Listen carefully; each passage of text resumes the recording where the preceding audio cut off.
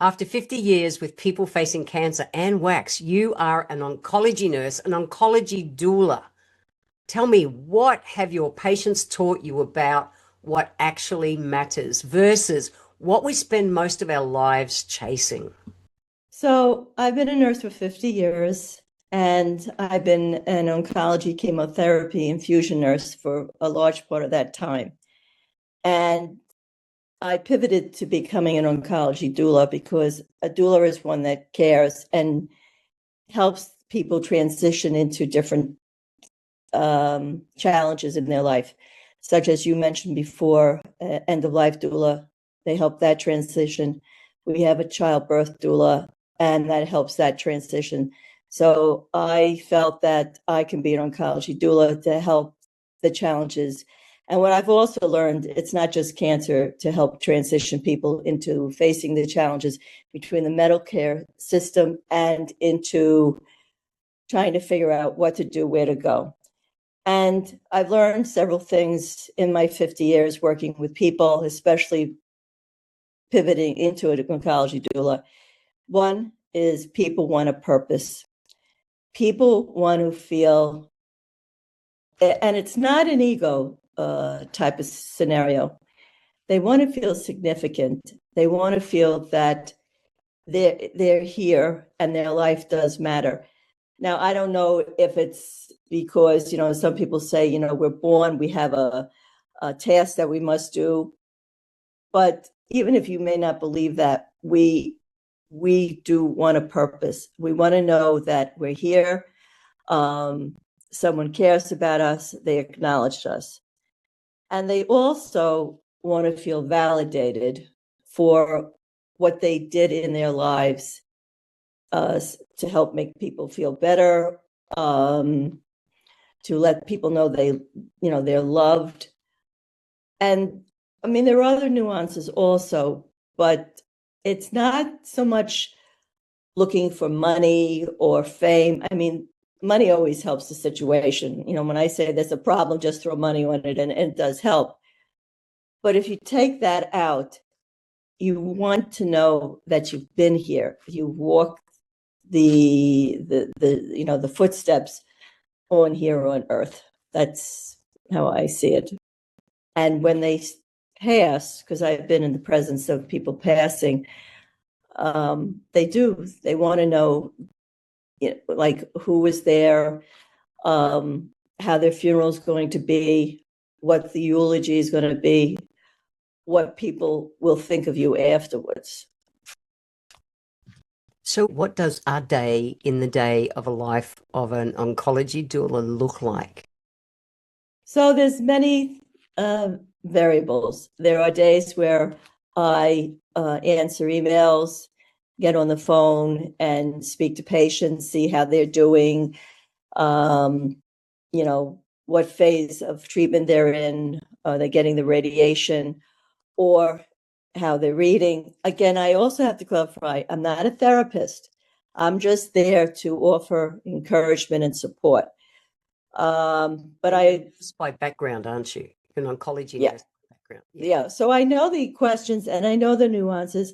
If they need me to go with them to a doctor's appointment, or, sit with them if they're getting radiation, and try to relieve the anxiety. That's what I do. Or sometimes people call and say, Ann, come on, let's go for a walk, or let's do something. Or many times I'll go into the house, we'll do some deep breathing exercises and just bring it down to a mindfulness and understanding. Today is the day. We don't look at tomorrow and don't look at the past. The other part too is a lot of people, not so much, but when they know that the time is coming nearer to them, many times they start to regret. And many of my patients who I've taken care of for all these years, a lot of times they start the list of regrets, and I say to them, it's wasted energy. It's just, what are you going to do? You're going to turn over and try to call somebody. If you really want to call somebody, call someone. And if they hang up, that's okay. That's their choice. But stop the regrets I spoke to one woman, and she was a therapist, and she said to her patient, she said, "Stop chasing ghosts." So I said, well, it's not so much chasing ghosts.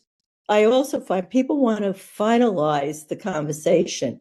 I don't know if they want to get the last word in or not, but they want to clarify their thoughts. So, and sometimes you can't do that. You just can't do that. And that's okay too. Regret is one of the worst things in the world because it's wasted. Guilt is also wasted. All these things are means to make you feel bad, and I certainly don't believe in that. You're not here to feel bad. If you want to apologize to somebody, okay, I usually don't apologize, but that's another story. My children say, "You never apologize." I go, "Nope." So that's another thing, but that's how it is, because we're all human. We all make mistakes, and and we're also learning. Each element is different. How did you what happened that you went, I want to be an oncology doula?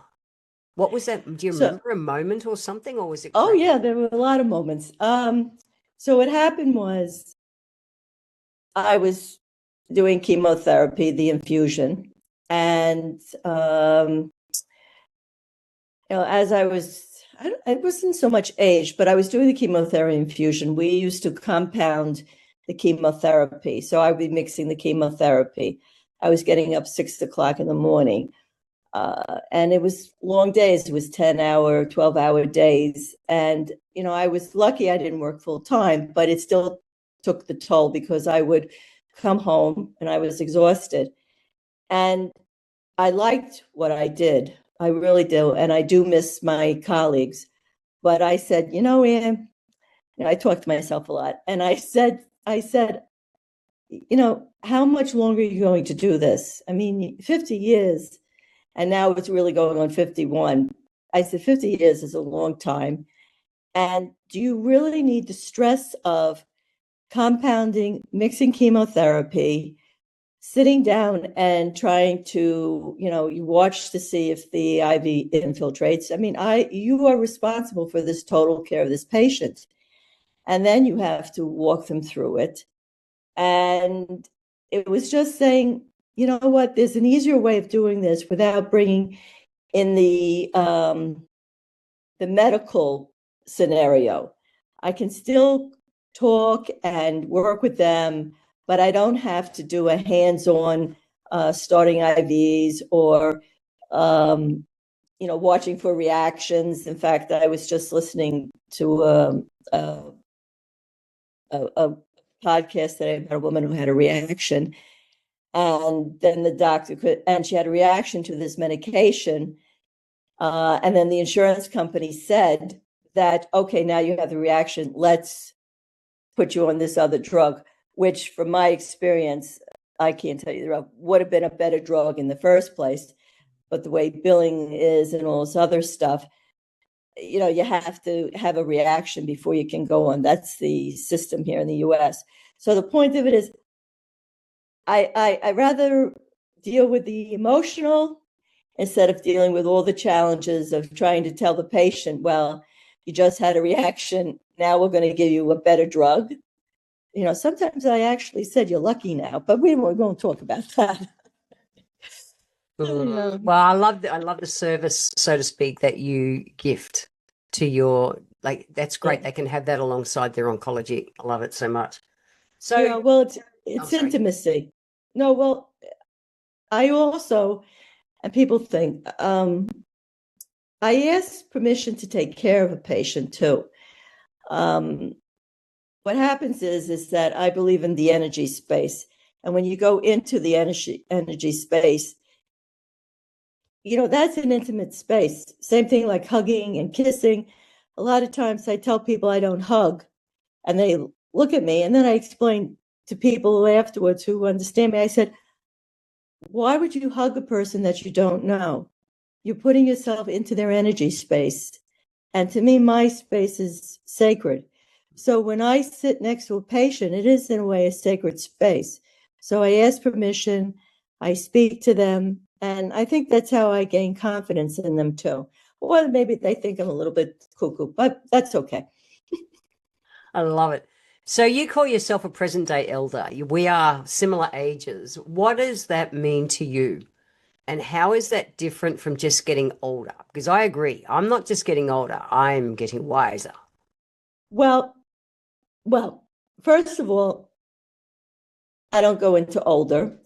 Um, and it's not even wiser. I was listening to your podcast before, several of them, and a lot of women say to you, "Well, now I'm getting older and wiser in the sense, and I'm able to speak my mind more."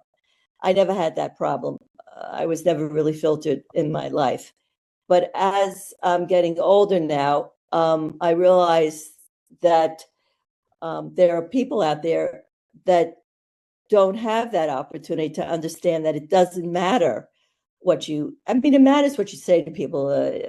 You don't want to hurt their feelings, even though a lot of times I do, but you're not doing it as a vindictive type of message.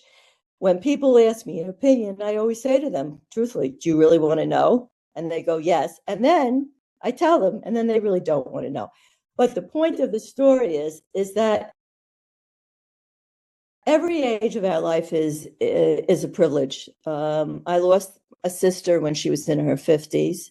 I lost my mother when she was 72. I've seen, as working as an oncology nurse, I've seen young people die, in a very early age, and even babies.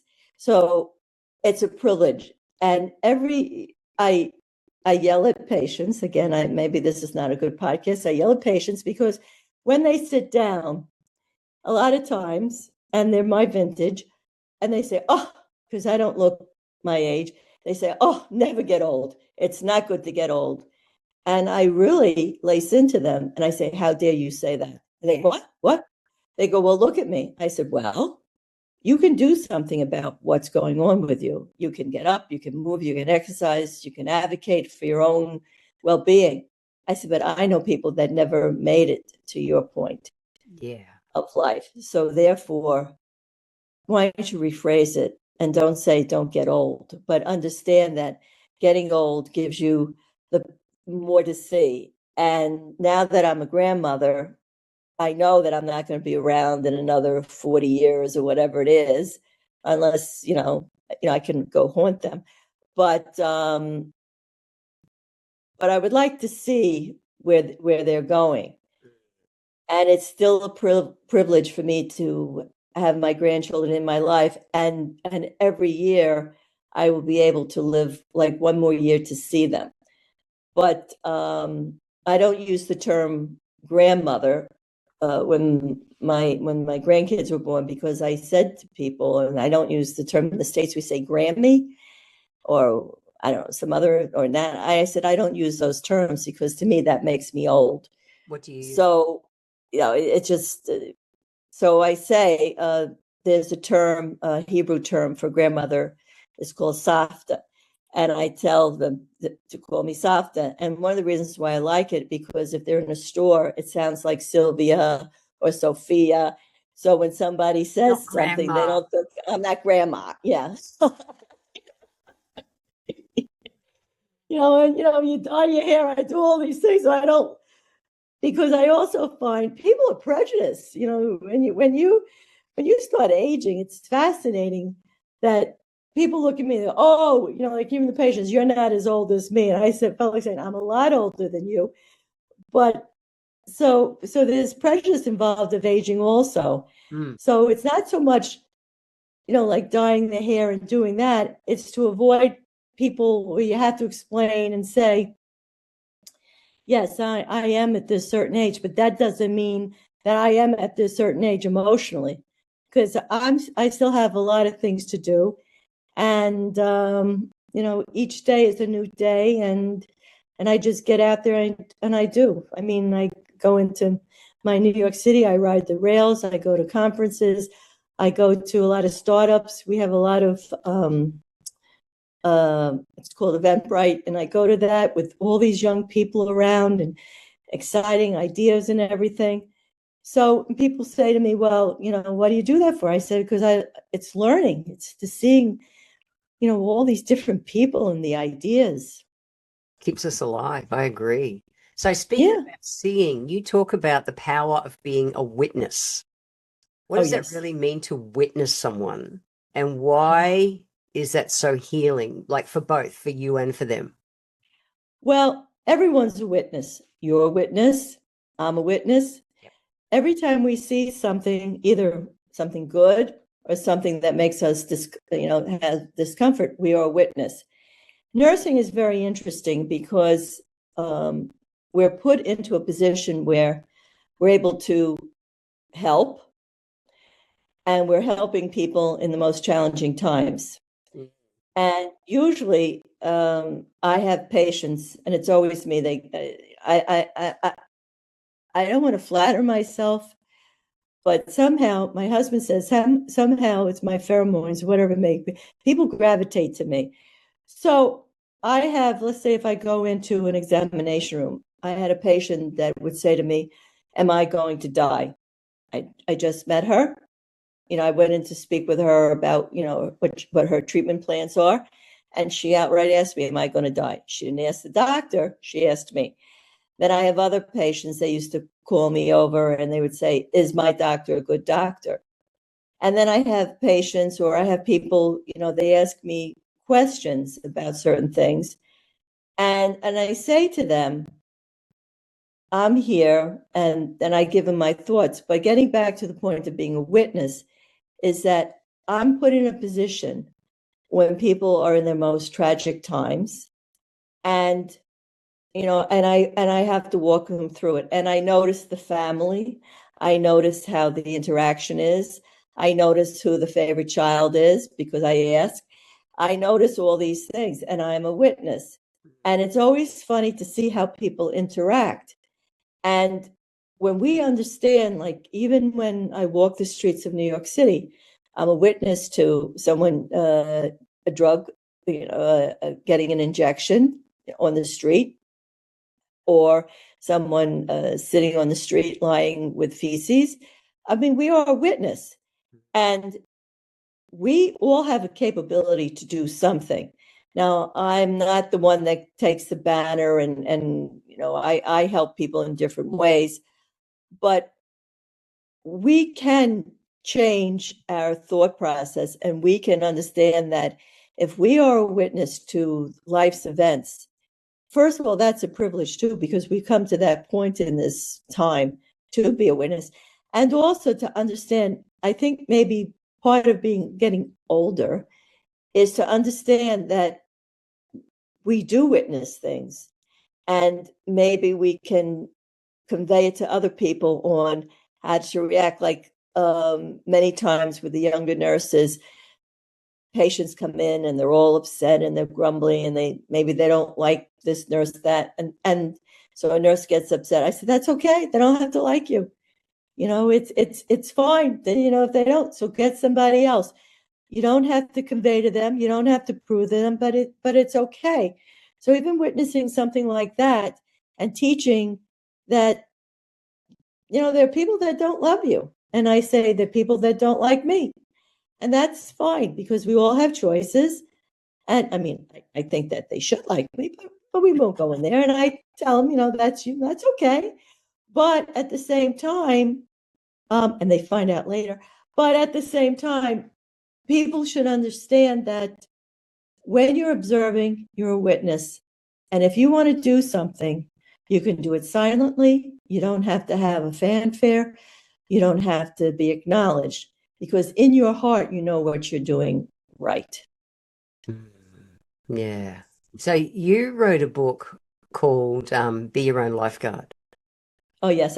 I'm trying to print it now, but I spelt the word lifeguard wrong. Can you imagine? I guess because I'm dyslexic. Well, that just adds to being your own lifeguard, because most of us were taught to save everyone else first. Oh, What no, no, no. Oh, what no, what no. made you choose that title, and what does it So, mean for yourself? so, I've learned in life that people say, "Oh, that person's selfish because they take care of themselves." And I said, let's look at a selfish person. They take care of themselves. They're happy. Now, isn't it nice that they're happy, right? Is there anything wrong with somebody happy? And then you look around, and especially women give this, women do that, they're caregivers, they're always trying to make peace, and on and on and on. And I discovered that when you're your own lifeguard, you preserve yourself. It's not meaning that you're selfish. You learn that it doesn't matter what people say. You can't make people love you. And when you're talking to a person and you know that you're talking to a wall, walk away. I tell the nurses all the time, I even tell my children, don't try to convince somebody something when you know you're going to lose, and you preserve yourself. And so I wrote this book. I used a lot of terminology because I had patients who would sit down and they felt guilty that they had cancer because it was taking away from their family, or maybe it was taking away their finances, or they felt like they couldn't. It was like a man who owned a gas station, and he used to come in late all the time for his chemotherapy, and I said to him one day, you're taking care of how many people? And I said, well, it's okay. But I said, why don't you start taking care of yourself? Mm-hmm. We're not taught that, especially as women. We're not taught that. Right. And we always apologize. And I say to them, during the lifeguard type of scenario, we're taught that if somebody's taking you down, you let them go. And that's what I say to also is that if you know that you're drowning, you save yourself. Because if you don't save yourself, you can't save anyone else. So I've said this for years and years and years, and I decided now that I have time that I wrote this book with the title misspelled. But now you know it's my book. It's unique. But I also wrote another book, too, called, should I hold it up? I don't know. Go for it. Hold it up. This one I wrote. A little bit higher for the camera. Oh, no. Okay. It's back called, a little bit. I don't know if you can see. Can't read it. Go back from the camera a bit. Well, that's okay. We tried. It's called Op-Ed on Cancer. And that I wrote a number of years ago because I got tired of these self-help books also. Be positive. Don't stress it out. Everybody's talking about you have to be positive and happy. And I used to say, why? I always say when you're coming into getting therapy or any of these treatments, or even in life, I'm not saying to be depressed, but there's reality involved in this situation. And people walk and they say, I'm positive. And I say, why do you have to be? I said, just because you're here, to me, that's positivity. Because me, I'm a coward. I'd be walking out the door the other way. So I think we also have to learn the words that we're using and how we're using it. So that's why the op-ed book I wrote for that part. And I also wrote Be Your Lifeguard too, because words have meaning, words have description. I also find that when I'm talking to somebody, big power, but when I'm talking to someone, and you start hearing the words they use, or many times they say, I'm stupid because I didn't notice this. Or I had a patient that came in and she was a young woman and she had this overbearing boyfriend. And you could see in her face, she was terrified of him. And she was using words about, please, hurry up, I have to leave. And I turned to her. I'm amazed that I was always getting into trouble, but when I'm doing these podcasts now, I'm saying to myself, it's lucky people. I must have had a cocoon around me, because I said to her, and I looked at her right at between the eyes. I said to her, "You don't have to listen to him." And she looked at me, and he laughed because I think it would have been more of a commotion. I said, I understand that it's a difficult situation with you. And I'm not here to, I can't reach out and give her money or anything like that. But I said, you should step back and see what's going on and understand that your well-being is more important. And she looked at me And, then he came back and he started with the, bravado again. But I always say, even in those few moments, if someone knows that you're listening to them, or you understand, or you observe that they are in a difficult situation, she knew I couldn't help her. But I felt that I gave her some form of energy to understand that somebody saw what was going on, someone. And that's a really great point, because so many women, that I work with in their 40s, 50s, 60s, they can look coping outside, But they're successful, not. capable, holding it all together, and can feel totally depleted, unseen, exhausted And they underneath. are. And They they are. are. And they are. See, So what do you see from your years at the bedside? This is the difference. They are. What do you think that quiet exhaustion is trying to tell them? well, You're seeing it when they're most vulnerable. well, that's the whole thing. I'm a witness. And Mm. what I say is, and I have often gotten into trouble with this, because I'm at the bedside. I am. And I say to them, it's time to grow up. And I said this to an 80-year-old woman once, and she said, I'm grown up. I said, no, you're not. And she looked at me like, yeah, I'm a little, pisser, at the time. And I'm telling her to grow up. I said, growing up doesn't mean that you're of age. Growing up means is that you become your own person. You don't have to apologize. You don't have to do things that you don't want to do.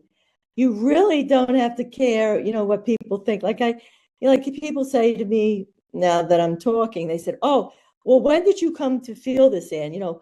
What age group, whatever." I said I was taught to be outspoken, but I found from women is that they're taught to be silent. They're taught to. I did a story the other day on a podcast about a nurse, and it was a nurse in New York City, and she was working the night shift, 2 a.m. And she's pushing around this workstation called the WOW or the COW. And I don't know if you're familiar with it, No. but it's a workstation where some brilliant person decided to put a computer on top of a desk and have and underneath it have the keyboard. And here you are now, the nurse pushing it around, and you look around, there's no place to sit.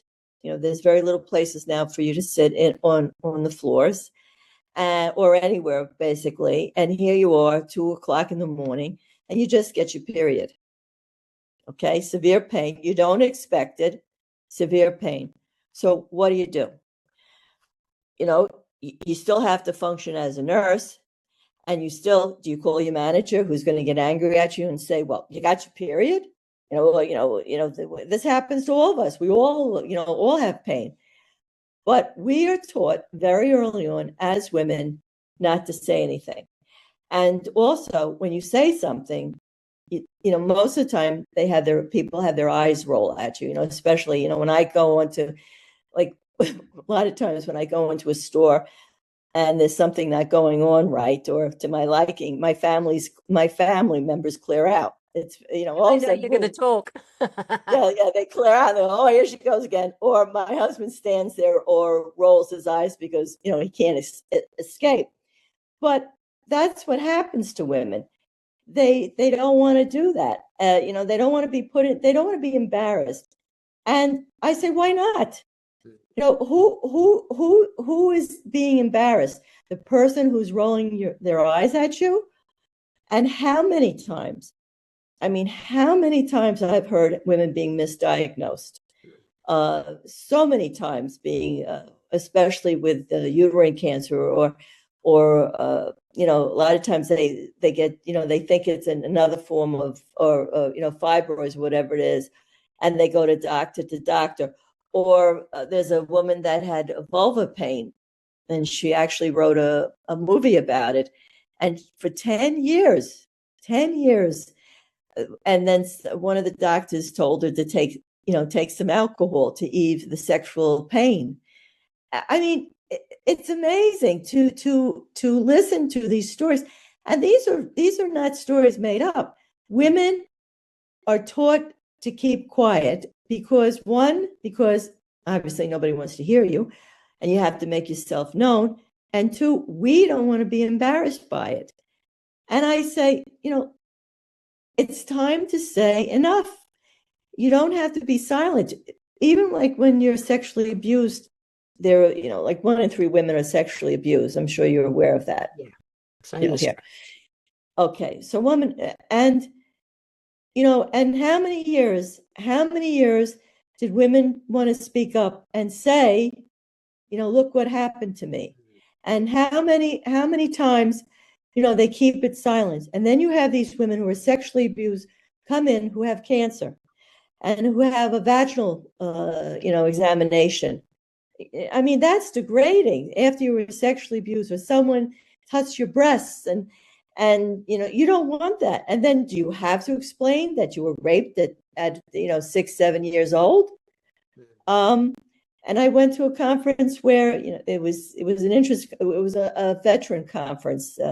They were talking about women in the United States military and what they were going through.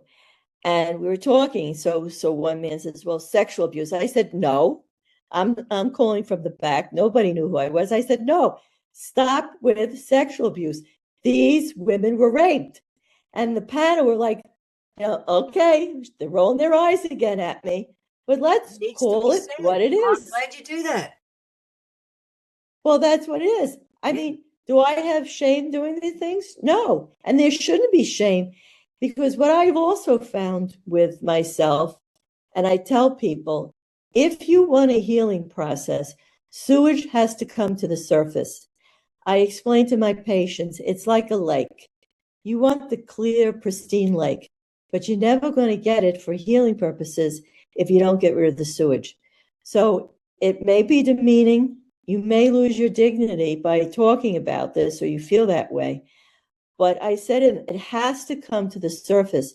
And the more we speak about it, it is important, and it's a form of healing. But women are taught to be silent. They're taught to be pretty.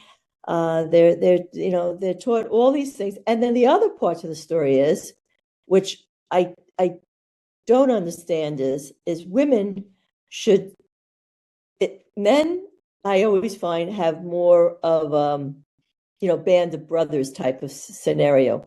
Women don't. Women start with, they start, okay, we're going to pick on that one, this one, that one. The sisterhood is not supportive in the Western world. It is in other cultures. The Western world, the women take each other down. It's like 100%. Yeah, they take us down. Yeah, and the point of it, I always say that we have to learn to lift us up, and when we lift us up, then it will be a better place for everyone. But that's a hard thing to do, especially you have to be taught that as a young age. And it doesn't matter. We can still learn it. I wasn't taught it. 100%. Dickhead, as we say in Australia.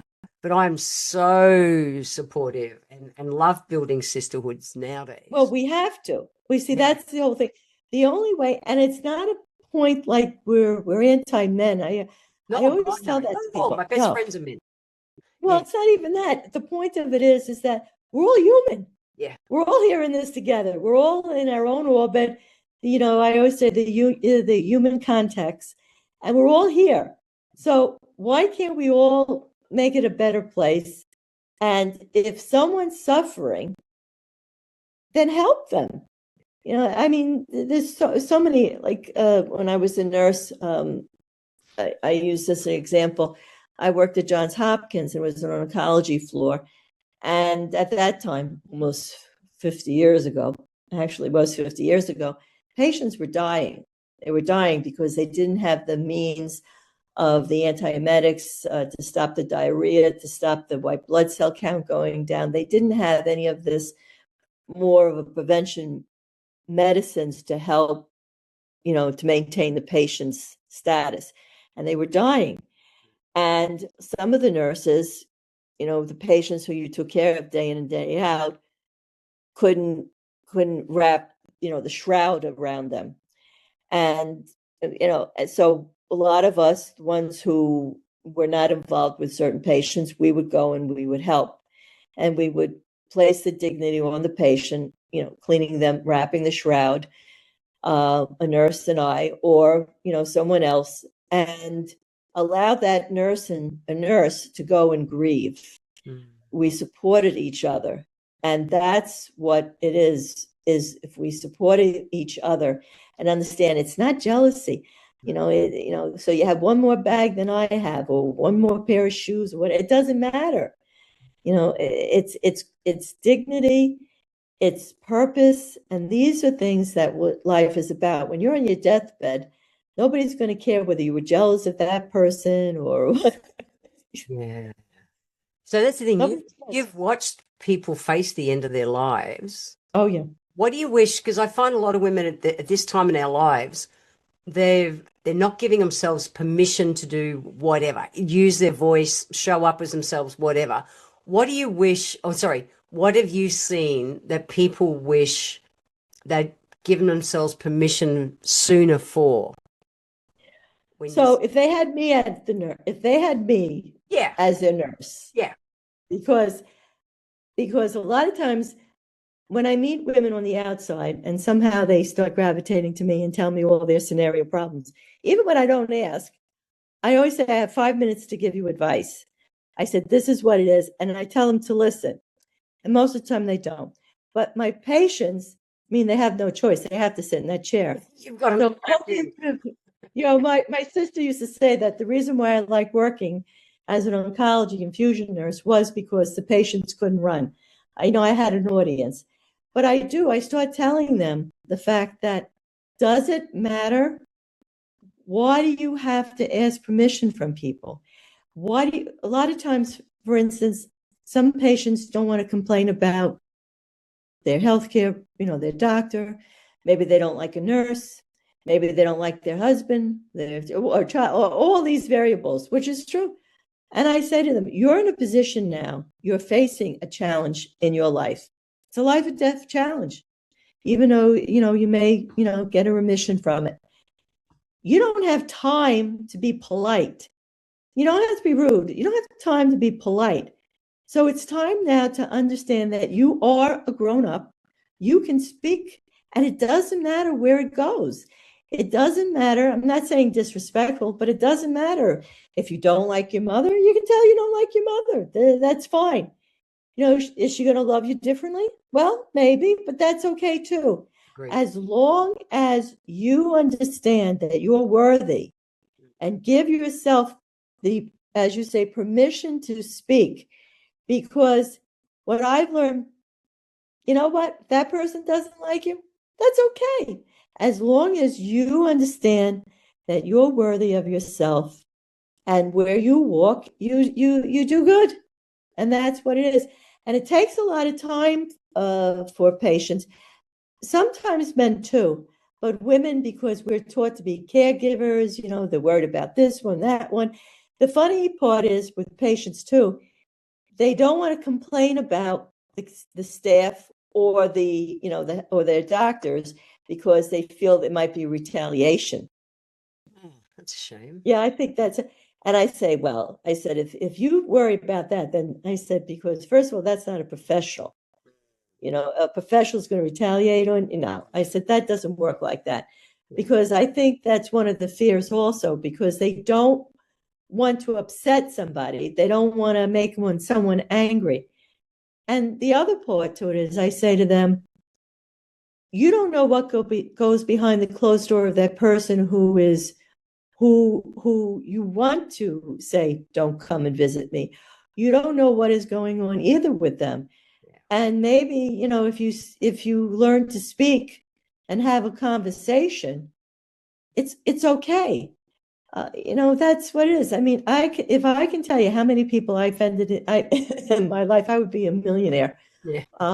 And it maybe it affects other people. My daughter would say, Mom, you really don't care. And I said, look, I'm very fortunate. I have a loving husband. that helps, I guess, because financially, this way I can go all over and say what I have to say. But at the same time, I really don't. Even at a young age, I found it's not so much honesty. I find it's authentic. And people come over to me to talk to me because they know that I give them the straight answer. Yeah. Even when they ask me if they're going to die, I'm not going to say, I said, look, I'm not God. I don't know when and if. When my sister, she had ovarian cancer, she asked me point blank, she says, and am I going to die? And I said, not today, because I knew not at that moment she's not going to die today, especially if she lived in Australia, and because you're way ahead of us now, so the conversations could be different.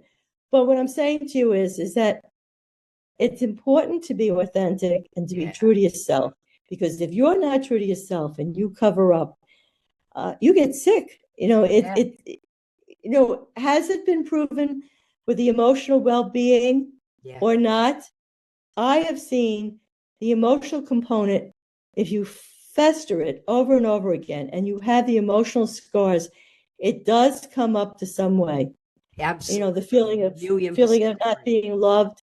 Yeah. So many people feel like they're not loved. Anger, They walk around. Yeah, I agree. Yeah. And that's why I say to people over and over again, it's time.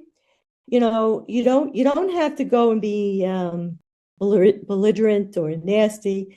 Leave that to me. No, but you don't have to be but I mean, there was an elderly couple, and I walk into the room. I was going to take care of his wife, and he was there, and the wife had breast cancer, and I was asking her all these questions because that's what you're supposed to do. There's a certain routine that you ask, and he's answering all the questions.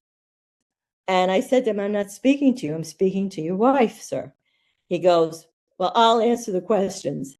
And I said, but that's not how it is. I have to ask her directly. And then she pipes up because I gave her a voice, and she starts permission. Yeah. Yeah. And she starts answering the questions. And then he starts being belligerent. And I said, please, sir, that's not how to speak to your wife. And I did ask in a nice way. I said this, believe it or not.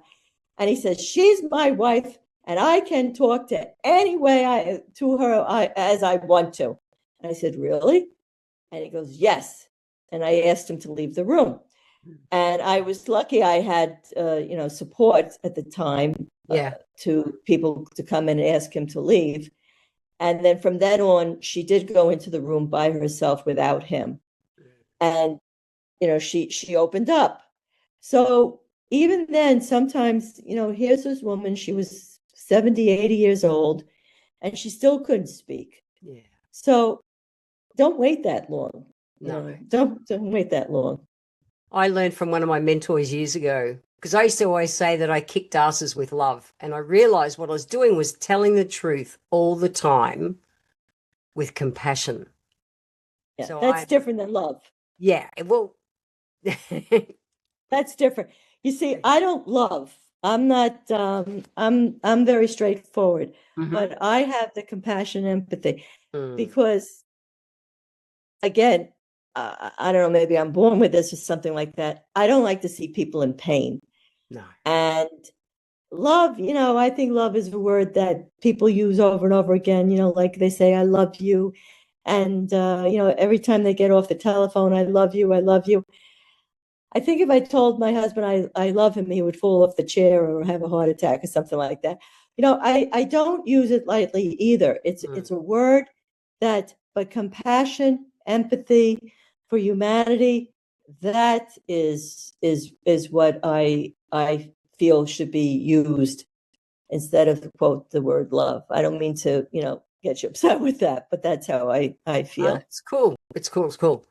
So taking along that kind of thread, you talk about legacy. How do you think legacy is different nowadays, maybe, than earlier than what you saw in your career? And is it about what we leave behind, or who we help someone, who we help someone else to become? Like even this as a wise woman, as an elder, so much of what our role is, I think, in this time of our life is, for me, is legacy by helping others, to become what they choose to be and stuff. How do you Well, see that's legacy that's now very compared to true. younger? So legacy is a word I use more now than I did when I was younger. But I do inadvertently, I knew I had a legacy when I was younger. Even though I didn't want to follow my mother's footsteps, she was a nurse. And I saw by what she did, not so much what she said, by what she did.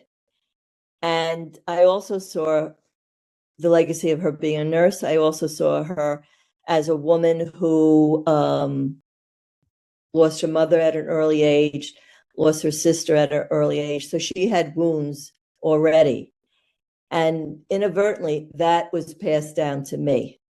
So when I say legacy, I usually say there's a lot of legacy that's passed down and we don't even know it.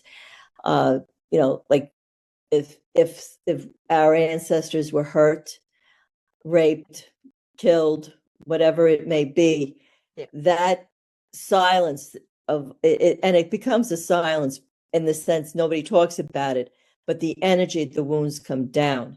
So when I speak to younger women and also women, my vintage, I say to them, the wounds and the legacy that was passed down by our mothers or fathers or our ancestors, that has to come to the surface because that gets involved in our relationships. And then the legacy that we will pass down to our next generations is more of a healing legacy. Recognize the hurt, recognize the wounds, because that's what's happening. My legacy is of ancestry Jewish, and the legacy there is, in fact, I just had this discussion with somebody, is blend into the community. Don't say anything about politics. Don't keep a low profile. Now, the irony of it is, this was a young man that was telling me this. He's 40. And as I was growing up, my grandmother would tell that to my father, keep your mouth shut. Don't cause trouble. Blend in. And it's funny how that legacy is passed down inadvertently, even when you don't even know it. Don't say the words. Yeah, agree. Yeah. So, but until the surface comes up and you understand why your actions are like this, it makes a better healing process. Yeah. So it's kind of like aging with intention rather than just aging. Yeah. I age mindfully. What is a day in the life of Anne when you say you age with intention? What is a day, mindset, decisions, practice? Is there a way of being that you bring yourself to your day to age the way? I get up in the morning. Yeah. That's a good thing. That's a good thing. I get up in the morning.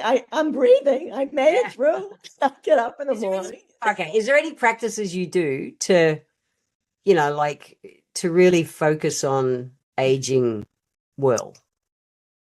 Honestly, I don't do the practices as I should be doing the practices, but I do make an effort for moving. Movement is the key to longevity. So I do try to get up and walk. I do try to, go swimming in the summertime. You have to move. And I'm married for over 50 years and I call him the dinosaur. And he gets upset with me because I said to him, you have to move because if you want to live longer, that's a longevity. So the point of it is we end up in a fight. So actually, I was going to say first, the good day is when I wake up, I didn't fight with him, but that's a good day. But that's what it is. So movement, getting out there, looking and speaking to people, contributing to society, have a purpose. Mm. I don't believe in, a lot of times patients would sit down and I say to them, so what do you do? They go, I'm retired. I said, okay, what do you do? I'm Yeah. retired. What do you do? So they said, well, then they start because they want to get rid of me. Well, I watch the television. I do this. I said, that's what you do? I said, you're not dead yet. They, what? I said, you really should move, get up in the morning and have a purpose. And that's what it is. Yeah, keep us alive. And yeah, people don't, and more and more people now are retiring, and more people are just sitting. They should understand that. Okay, so you're retired, but go out. You could tutor, you could walk dogs, you could do so many different things, or especially with women now, if they want to find their purpose, they were so busy being caregivers. They can do art lessons now. They can do, they can take another job. I mean, I was even thinking at one time, going to Starbucks and with all the learning how to make the, with the cream, with the faces on it or something like that. Yeah. But that's the thing. Keeping purposeful is such an important part to aging. Well, that's what people don't understand. If you want longevity, you have to move. Yeah. I don't know whether that's a good answer to you. I guess you No, might have that's been cool. expecting. They're same guys just looking for anything different to the kind of things that we do. So with that, self-worth shows up a lot in your new book. Oh, 100%. So in your experience, why do so many accomplished women still struggle to believe that they're enough, that they're good enough? And what's one thing they can do to start to shift that? Okay. I go back to childhood. I go back to the toddler. I go back to for how I was raised. And I always felt grateful how I was raised. I came from a dysfunctional family, but I never felt I had no worth. I was the youngest of five, and I always assumed, well, there was a little accident here. My mother used to deny it. But at the same time, I never felt that. And it intrigues me, no matter how high you go, professional women, Yeah. or you speak to them, they don't have self-worth because it starts back from your childhood. It starts when your mother tells you to shush and behave, or slaps you. Some women were slapped. All these signals of you're not worthy to be listened to, or your father, or your caregivers. And it's not so much saying that I love you, because to me, that, again, I told you, it's just words. Yeah. It's to understand that you do have self-worth. Now, if you don't get it from your parents, my mother used to say, as I got older and more obnoxious, she used to say, you think you're wonderful. And I go, yeah, I'm wonderful. Yes. But looking back now, it's not that I thought I was wonderful. I knew I had a purpose. I knew that I was here, I was contributing. And it fascinates me. I meet so many women who are professionals, who handle so many different jobs and very high up, and they still go back to being that little girl. They don't feel that they're loved. And I say to them, okay, so your parents didn't love you. I always say, stop blaming your parents. They did the best they could. They did. Nobody had a guidebook. Even if, I mean, I'm not defending abusive parents, but it's, again, a legacy. What was done to your parents most likely was done the generation before. And we can It choose gets to break passed those down. systems. Yes. Well, that's right. So you can choose to feel like that little girl, or you can take it in and understand it stops here. I'm worthy to be here. I'm a good person. And stop. The other thing, women are always apologizing. Did you ever notice that? How women are, oh, I'm sorry. I'm sorry. They start a conference and I'm sorry. I apologize for this. And I used to say, what are you apologizing for? It's disempowering. Yeah. Yeah. But that's what I say. I say to them, it's time to recognize what you're going through. And if your parents did not give that to you, or your caregivers, Well, yeah, get some therapy. I don't negate therapy. I think that does help. But even that, to understand, I used to make patients kiss themselves, hug themselves. They would walk into the infusion room and you have this woman hugging herself, and they said, "What are you doing?" And I say, "Well, you just went through a very challenging experience." And they go, "Yeah." I said, "Well, you deserve a hug." I mean, I wasn't going to hug them because you know me with hugs, Yeah. but hugs, but to hug yourself. I even had women, I said, "Go look yourself into the mirror and say how wonderful you are." Do you Yeah. know they couldn't do it? Yeah. They couldn't say how wonderful they are. Yeah. Yeah. It's amazing to we learn so much, and I know that we have to travel the life we've led to get to this point 100%. to be able to look at life differently and things. I'm curious as we close out this call, with the wisdom that you have today, the knowledge, Yeah. whatever you want to call it, and Wax, if you could go back to your 18-year-old self, what would you Oh, whisper in your ear? so the irony of, because a lot of people ask that question, and I said to myself, why would I go back? Hmm. Why would I go back and whisper? Then I wouldn't get to this point. So why True. why would I go back? I've learned, I have the trials and tribulations, and I'm here now, and I'm grateful.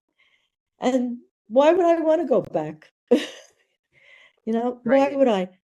I have you in my life now. I don't mean it that way. I have a voice, I have power, and I'm out there helping people.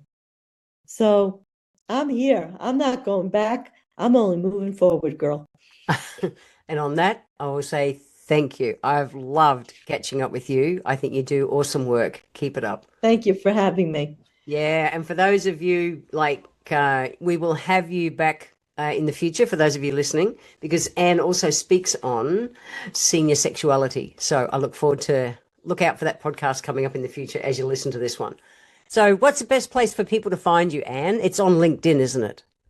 Oh, I love LinkedIn. I'm connected to all these people. Okay. Yes, it's Ann Wax. And then also you can email me, annwax7@gmail.com. And then if you really want to know and hear me some more, listen to your podcast or go on Amazon, and hopefully I'll have both Check out your books up books. Yeah. with no misspelling. Yeah. So surname is Anne, A-N-N, Wax, W-A-X. Thank you. I really look forward to catching up with you again in the future. However, thank you so much for today. Thank you.